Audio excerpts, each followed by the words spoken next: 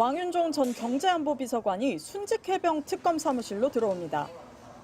왕 전 비서관은 VIP 경로설의 진원지인 지난 2023년 7월 31일 대통령실 수석비서관 회의 참석자입니다. 보고 이후에 윤 전 대통령이 이종석 전 장관한테 전화해서 질타했었나요? 참고인 신분으로 출석한 왕 전 비서관은 그날 회의에서 윤석열 전 대통령이 임기훈 당시 국방비서관에게 격려한 걸 봤다고 특검에 준술한 것으로 확인됐습니다. 왕 전 비서관은 다만 처음에 왜 화를 낸 줄 몰랐는데 나중에 언론을 통해 최상병 순직 사건과 관련된 일인 걸 알게 됐다고 말한 것으로 전해졌습니다. 당시 회의 자료에 기록된 참석자는 윤석열 전 대통령을 비롯해 조태용 전 국정원장, 김태효 전 국가안보실 1차장 등 7명입니다. 이 가운데 김태효 전 국가안보실 1차장, 이충면 전 대통령실 외교비서관에 이어 윤 전 대통령의 경로를 뒷받침하는 회의 참석자의 세 번째 진술이 나온 겁니다. 사실상 윤 전 대통령의 경로가 있었다는 걸 확인한 특검은 회의가 끝난 뒤 실제로 대통령실과 국방부 등이 최상병 순직 사건 수사에 개입했는지를 확인할 계획입니다. 이를 위해 오늘 강희구 전 대통령실 부속실장도 참고인 신분으로 조사할 예정입니다. 회의 참석자의 진술마다 등장하는 임기훈 전 국방비서관도 조만간 소환할 전망입니다. 내란 특검이 교정당국에 윤석열 전 대통령을 조사실로 데려와달라고 한 시각은 오후 2시까지였습니다. 하지만 윤 전 대통령은 오늘도 서울구치소의 구인 절차에 응하지 않았습니다. 두 차례에 걸친 강제 구인 시도가 무산된 겁니다. 윤 전 대통령 측은 어제까지만 해도 직간접적으로 불출석 의사를 밝혔지만 오늘은 아예 특검의 출석 요구에 아무런 의사조차 표시하지 않은 것으로 파악됐습니다. 특검에 문서 또는 구두 등 조사와 관련하여 어떠한 의사도 표시하지 않았습니다. 이에 특검은 피의자 윤석열이 조사 자체를 거부하는 것으로 평가하고 있습니다.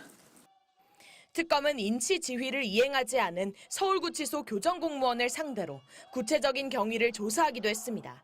교정당국을 압박하기 위한 조치로 보이는데 구치소 내부에서는 전직 대통령 신분의 피의자에게 물리력을 행사했다가 이른바 법기술에 능통한 윤 전 대통령 측에 고발을 당할 수 있다는 분위기가 있는 것으로 전해졌습니다. 박지영 특검보는 형사사법 시스템상 진술을 거부하더라도 조사는 이뤄져야 한다고 지적하면서 조사 거부는 피의자에게 불리하게 작용할 수 있다고 경고했습니다. 이어 피의자는 검찰총장을 역임한 전 대통령이고 형사사법 체계의 기준이 되어야 할 사람이라며 이 같은 대응 방식은 고스란히 일반에도 전파된다고 우려를 나타냈습니다. 윤 전 대통령 측은 특검 대신 언론에 입장문을 배포했습니다. 대면 조사가 목적이라면 그 장소가 본질적이지 않다며 전직 대통령을 공개적으로 망신 주려는 행태라는 내용이었습니다. 특검은 추가 출석 통지는 아직 하지 않았다며 출석을 다시 요구할지, 강제 구인을 지휘할지 다양한 방안을 심도 있게 검토할 것이라고 밝혔습니다. MBC 뉴스 구나연입니다. 처음엔 지병 같은 건강 문제와 구치소 내부 더위 같은 처우 문제를 들었습니다. 하지만 오늘은 형식과 절차 문제를 들고 나왔습니다. 전직 대통령 조사를 위해 수사기관이 구치소를 방문한 사례가 있다고 하면서 특검이 망신 주기를 하고 있다고 주장한 겁니다. 가장 최근의 전직 대통령 방문 조사는 바로 윤석열 전 대통령 본인이 서울중앙지검장이던 시절에 이루어졌습니다. 박근혜 전 대통령은 구속 직후엔 구치소 안에서 조사를 받기도 했지만 2017년 12월 추가 혐의가 포착됐을 땐 구치소로 찾아온 수사팀을 돌려보냈습니다. 2018년 3월 구속됐던 이명박 전 대통령은 당시 검찰의 3차례 방문 조사를 모두 거부했습니다. 구속 후에도 검찰은 주변 사람들을 끊임없이 불러 조사하고 있고 이런 상황에서 공정한 수사를 기대하는 것은 무망하고 자신이 검사일 때 비판받던 전직 대통령의 행태를 본인이 따라하고 있는 겁니다. 더구나 윤 전 대통령 측은 방문 조사에 응할 것인지도 명확히 밝히지는 않았습니다. 이미 윤 전 대통령은 지난 1월 첫 번째 구속 당시 공수처의 방문 조사를 거부한 적이 있습니다. 윤 전 대통령 측은 윤 전 대통령이 이제 일반 국민의 한 사람이 됐다고 규정하며 부당한 겁박을 멈추라고도 요구했습니다. 하지만 윤 전 대통령은 일반 재소자와 다른 대우를 받고 있습니다.